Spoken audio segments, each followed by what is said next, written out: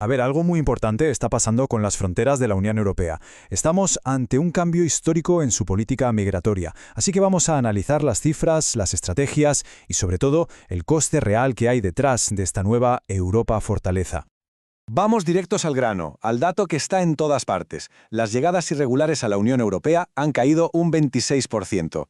Es la cifra más baja desde 2021 y, ojo, menos de la mitad de las que se registraron en 2023. Pero la pregunta es, ¿qué hay realmente detrás de este número? Porque como casi siempre, este aparente éxito es solo la punta del iceberg. Si rascas un poco, la realidad sobre el terreno es muchísimo más complicada. Y aquí lo vemos perfectamente. Mientras que rutas tan peligrosas como la Canaria se desploman, casi un 63%, otras, como la del Mediterráneo occidental, suben un 14%. Esto nos dice algo clave. Cuando cierras una puerta, las redes de tráfico simplemente abren otra. No desaparecen, se mueven. Vale, entonces, ¿cómo se ha llegado a esta situación? ¿Cuál es el plan? Pues se trata de una estrategia muy contundente que se apoya fundamentalmente en dos grandes pilares. El primer pilar de esta estrategia es lo que se conoce como externalizar las fronteras. Suena un poco técnico, pero la idea es simple. Se trata de pagar a otros países para que hagan el trabajo de control migratorio lejos, muy lejos de las costas europeas. El nombre oficial que le han puesto es diplomacia migratoria asertiva. A ver, en la práctica, ¿esto qué significa? Pues usar todo lo que tienes a mano, visados, acuerdos comerciales, dinero, como forma de presión. El objetivo es doble: que los países vecinos frenen las salidas y que además acepten de vuelta a sus ciudadanos cuando son deportados. Y esto nos enseña que la estrategia da resultados de todo tipo. Por un lado tenemos el caso de Marruecos, que parece un éxito rotundo. España da patrulleras, imágenes por satélite y Marruecos desmantela redes. El resultado, esa caída brutal del 63% en la ruta canaria. Pero luego, por otro lado, miras el acuerdo inicial con Túnez y fue un fracaso. La Unión Europea soltó 105 millones de euros y las llegadas a Italia subieron un 69% en las 6 semanas siguientes. Un desastre, vamos. Y claro, esta cooperación tiene un precio. Y no es solo dinero, que también. Fijaos, Mauritania se lleva casi 500 millones de euros por hacer de guardián. Pero es que el precio también es ético. La Unión Europea está planeando financiar un centro de rescate en Libia. Y para ello tiene que colaborar con fuerzas locales que tienen un historial, digamos, bastante oscuro en cuanto a derechos humanos. Bueno, pues ese es el primer pilar.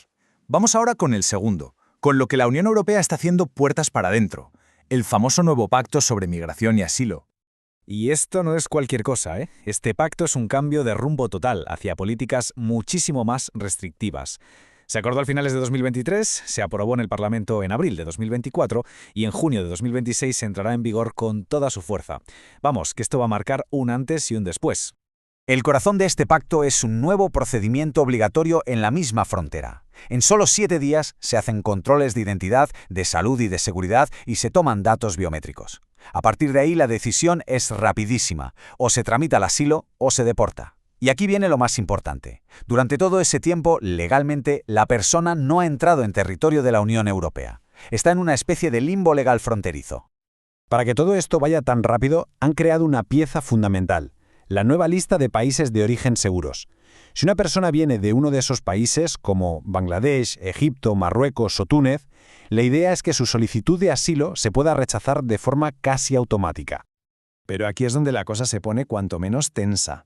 Hay un dato que es tremendo. De los 7 países que la Unión Europea ha metido en esa lista de seguros, 5 de ellos todavía aplican la pena de muerte. Una contradicción, como mínimo, llamativa. Y todo esto, lógicamente, nos lleva a preguntarnos por las consecuencias, es decir, cuál es el coste real, tanto humano como político, de este nuevo enfoque mucho más duro de la Unión Europea. Hay una cita en el material original que lo resume a la perfección. Para proteger los derechos humanos dentro de sus fronteras, la UE está dispuesta a financiar y cooperar con regímenes que violan sistemáticamente esos mismos derechos fuera de ellas. Es la gran paradoja de toda esta política migratoria. Y claro, esto tiene efectos secundarios que igual no se esperaban. Primero, se crea una dependencia total de regímenes autoritarios que pueden usar la migración como chantaje. Segundo, la Unión Europea se convierte en cómplice, quiera o no, de abusos documentados en sitios como Libia o Túnez. Y tercero, lo más irónico de todo, estas políticas de mano dura refuerzan la narrativa de crisis migratoria, algo que impulsa a los partidos de derecha radical en las encuestas.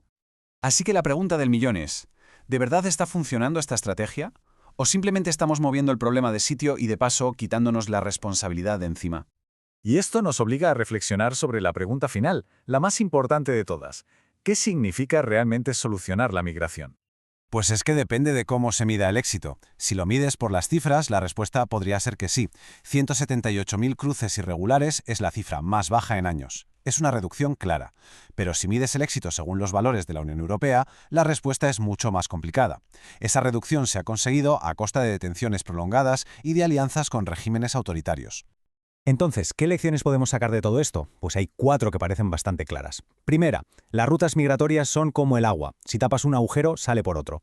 Segunda, la diplomacia de presión tiene un precio y crea dependencias peligrosas. Tercera, externalizar las fronteras choca de frente con los valores que se supone que la Unión Europea defiende. Y cuarta, las políticas duras pueden acabar reforzando el discurso político que, en teoría, intentan combatir.